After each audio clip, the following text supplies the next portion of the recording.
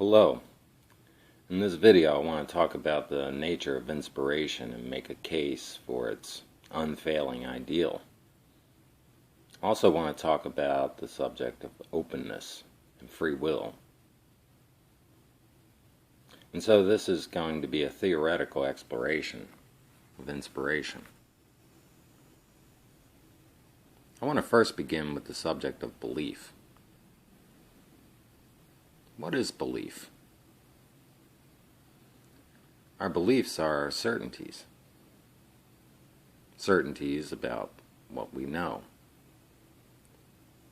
Belief is the very connection that exists between ourselves and our certainties. The evidence of our beliefs is found in our behaviors. It is found in our interactions. Before I go any further, I should say that beliefs and ideals are not the same. Ideals are standards of what we deem perfect, and often those ideals are defensive excuses that protect us from beliefs that fail.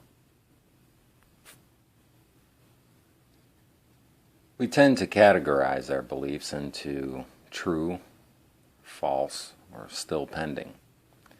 We form ideals to reinforce our beliefs, and that offers the safety of certainty. Since our beliefs are subject to change or refinement, openness offers an ideal of growth and development or transcendence. It then becomes necessary to explore a constant that has been with humanity since the dawn of time.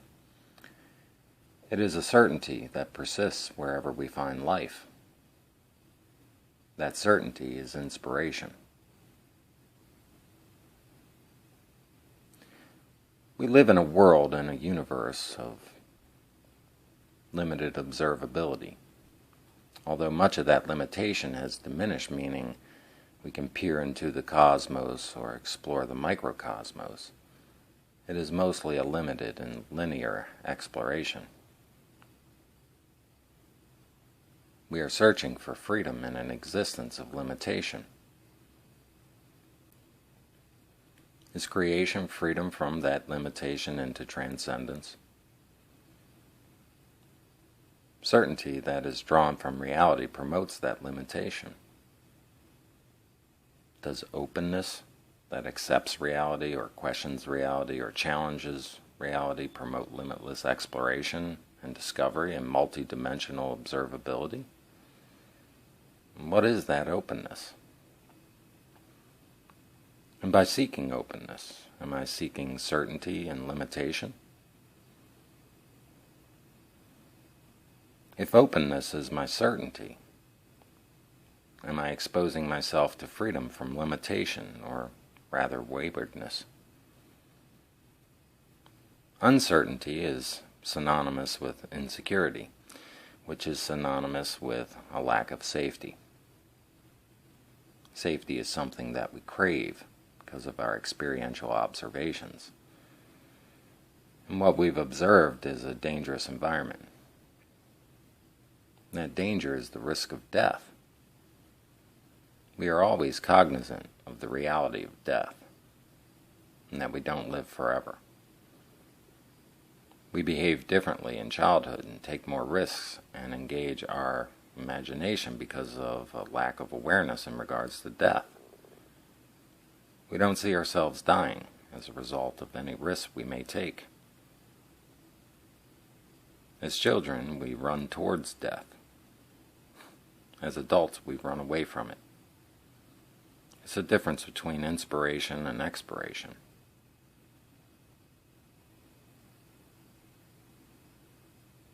We've observed loneliness and insignificance, and consequently desire acceptance. The one thing that has offered safety and acceptance of self without contingency is inspiration. Is creation our remedy for the limitations associated with safe connections with others? Michelangelo said, The greatest danger never lies in setting our aim too high and falling short, but aim too low and achieving our mark. He was talking about an openness to transcendence by way of inspiration as an unfailing ideal. That said, how much more courageous is it to follow after inspiration, despite the awareness of the risk associated with finding expiration instead?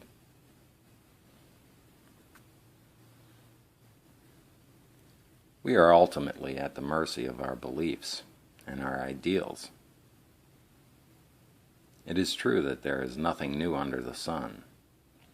The mechanism of the universe operates the same from birth to death. We create truth around that mechanism, or are influenced to continue in someone else's creation and form ideals to reinforce a belief. But what of discovered truth that, despite our inner commentaries, maintains itself without a reliance upon our beliefs or ideals to uphold it as true? Robert Frost said, "We dance round in a ring and suppose, but the secret sits in the middle and knows." That secret is truth. Truth is beauty, and beauty is truth. We've heard this before. But what is truth? This isn't a new question, and we all offer a different answer. How do we know if it's created or if we are discovering it? For me, inspiration offers a glimpse at the secret that sits in the middle. Inspiration may be the only truth that has ever been. What is the nature of inspiration? The breath of life that offers transcendence. Inspiration has been my chief motivation since I was a small boy. Where does inspiration originate from? From deep within ourselves, when ideas or images unify in a new way? Or maybe it comes from something external, or both simultaneously. How is it connected to our imagination? Is it outside of our control? May we summon it at will? My belief is that the epiphany follows after openness. Tell me, where is fancy bred, or in the heart, or in the head? It seems Shakespeare was asking the same questions.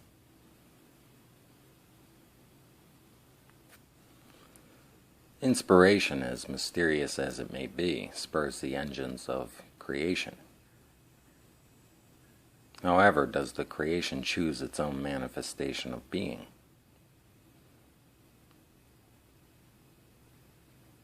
Have we considered that the lines we draw on a piece of paper actually want to be something independent of our own contexts?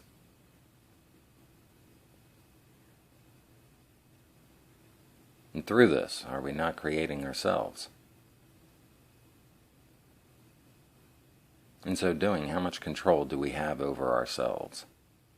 Do we choose our features and attributes or genetics, or do we create and recreate from a place of limitation? Is that limitation broken by the freedom that inspiration offers? And once we reach our full potential, what gives birth to transcending that potential? Is inspiration just a consolation for the limitation that shows us that we are more than what we appear to be? And without limitations, can we actually transcend? Imagination and creation engage our beliefs and ideals, but inspiration transcends them. Truth based on that offers a context. Out of that context is where we derive our statements. And those statements produce sharing. and that sharing produces beauty, and finally art.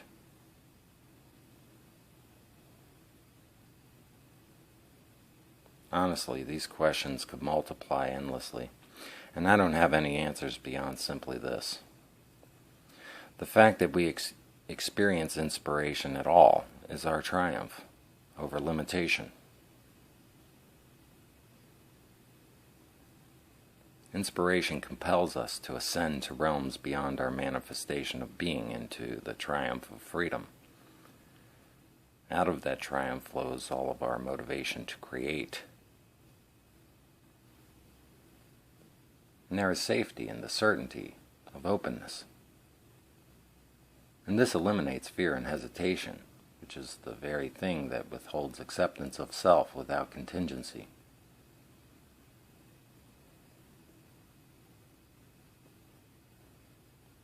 Inspiration is the engine of creation.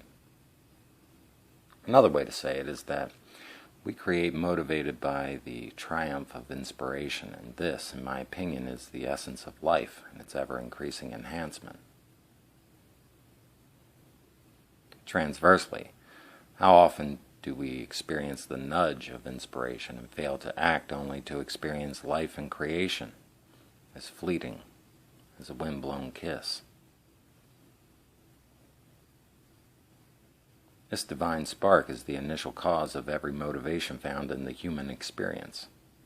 This triumph is a triumph in our awareness that ultimately expands our perceptions. Our perceptions thrust us towards the wonder of truth and beauty, even in the darkness of lies and ugliness and chaos. Openness exposes us to the possibility of transcendence. One thing I've always trusted as much as myself is inspiration. I'm always seeking to magnify my openness to it. Inspiration is the god of my being. It is the light of a firefly in an attempt to magnify that light to illuminate a universe that exists within. Da Vinci said, "For once you have tasted flight, you will walk the earth evermore with your eyes turned skywards, for there you have been and there you long to return." I think this statement perfectly describes the nature of inspiration. When I draw or paint or embrace my imagination and create, it is an attempt to take flight and climb the winds of inspiration, transcend my own mode of existence. We've all heard music that lifts us up out of ourselves and takes us beyond our own understanding, giving us the feeling of boundless possibility. Have you ever heard a piece of music and thought, this music has always existed, and that musician discovered it? Cannot the same thing be said for the statue of David and Michelangelo, where inspiration is held in the grasp of timelessness? Maybe inspiration is a proximity alarm in that sense, alerting us when we are nearing discovery or the expression of art. Men have always dreamed of flying. I've laughed at some of the attempts they've made, and even my own attempts, but never at the attempt to reach the expectation of triumph in the expression of inspiration. We see the wings fold up, and a man falls face first into the ground. We see these hopping umbrella machines, or any number of contraptions that were doomed to fail at conception. We hear the story of Icarus and Daedalus, where tragedy and triumph and freedom are interpreted. What never ceases to amaze me is man's unwavering persistence to retain the expectation of triumph. That expectation, though often met with abject failure, is not defeat, but rather triumph because of how the expectation is reborn in the next attempt. We've all seen the failures of someone or even ourselves as we fall face first into the ground, and the dust flying up as a result. And then that slight movement in the back, attempting to get up yet again. There's more pain in getting up than falling down at times, and shame can be our undoing in regards to this. We fall out of airplanes and the parachute fails. The expectation isn't death. We brace for impact and we're not unrealistic. We know we're going to break every bone in our body, but our expectation is that we will somehow crawl away and survive it.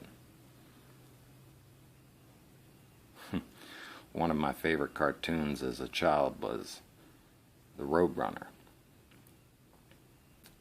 In this cartoon, a coyote spends his whole life attempting to catch a roadrunner for a meal, experiences one failure after another, whether it be falling off of a cliff or being crushed by a boulder, or blowing himself up, or catapulting himself face first into the ground. As funny as the premise of that cartoon is, no matter how great the coyote's attempt and failure, each new scene began with the same expectation and enthusiasm towards success. Evel Knievel was a daredevil whose career was prominent in the 1970s, and in his attempts to take flight drew thousands who, he remarked, gathered to watch him die. He broke every bone in his body over the course of his career and his life, and suffered greatly in old age as a result. His was an expectation of triumph, and nothing can ever take that away from him.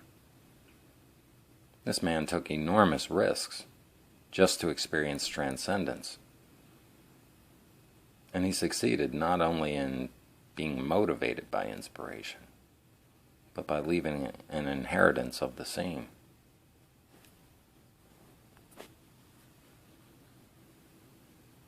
Gaming is very popular now.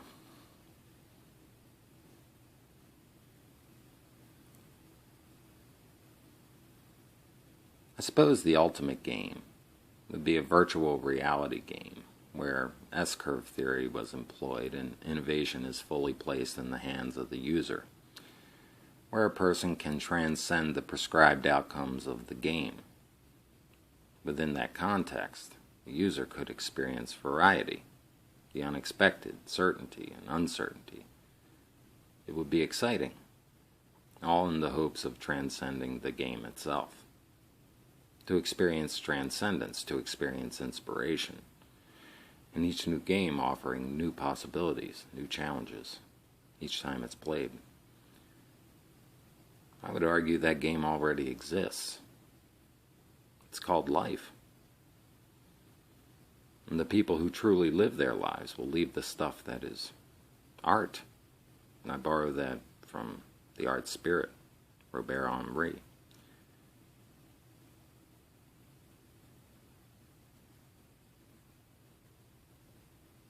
This is exemplified by people like Evel Knievel, or even a character in a cartoon like the coyote. Many people come to conclusions about free will. Do we have ultimate control over our manifestation of being in order to transcend this life? Well, I don't know. I suppose that if we did have free will without limitation, we would quickly discover that the universe is not big enough for all of us, and that each of us would need our own. I don't know if everything is fixed in place from an initial cause, driving towards a deliberate effect that we are subject to. I know that the greatest human asset that we possess is choice, and our deepest sense of right here and now. And what we do with it is completely individualistic and at the same time influenced by the surroundings we place ourselves in. Maybe it's driven by familiarity or programming. However, choice is innovation placed in the hands of the user, offering endless possibilities in regards to the ability to transcend,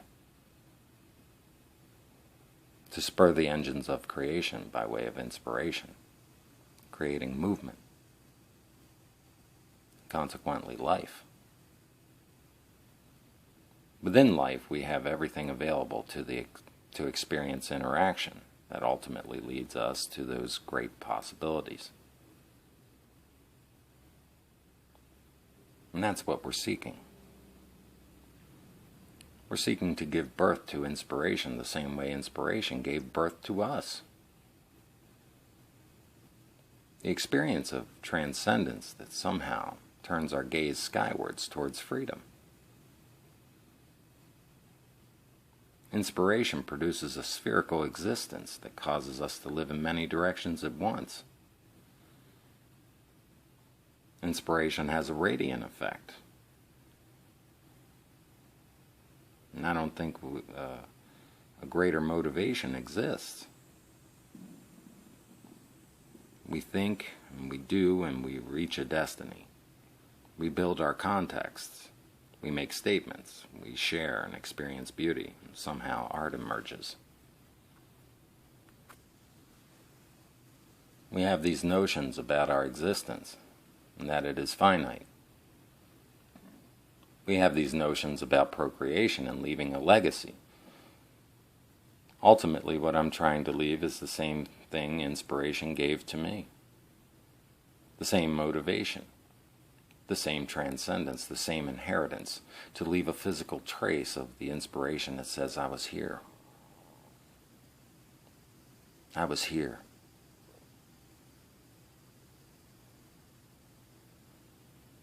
That is what's so remarkable about humanity.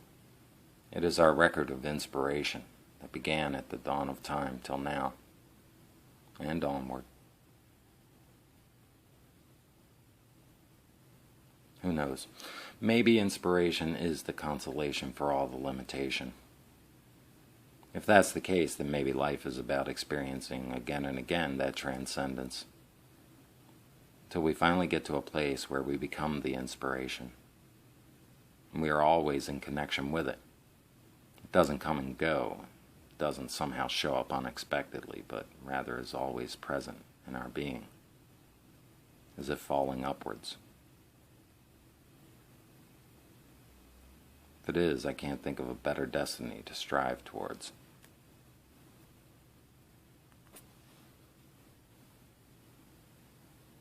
So what is our triumph? Our triumph as human beings is that we still look up. We still feel that deep brewing movement of inspiration that calls us skywards. It's been said that when love and skill work together, expect a masterpiece. How often do we see our life as the masterpiece that it is meant to be?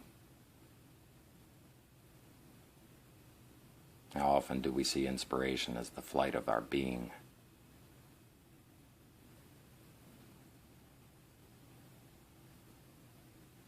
That is where our life literally exists, and inspiration is the connection our soul has to anything we call divine. Within the ideals associated with inspiration, we discover perfection. And that perfection is you. Experiencing inspiration and ultimately flight that is unfailing.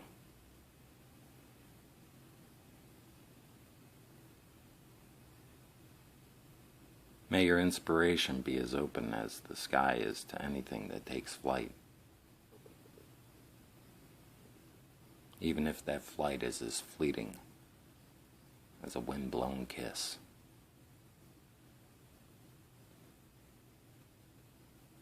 With that, I wish you a good day. Take care.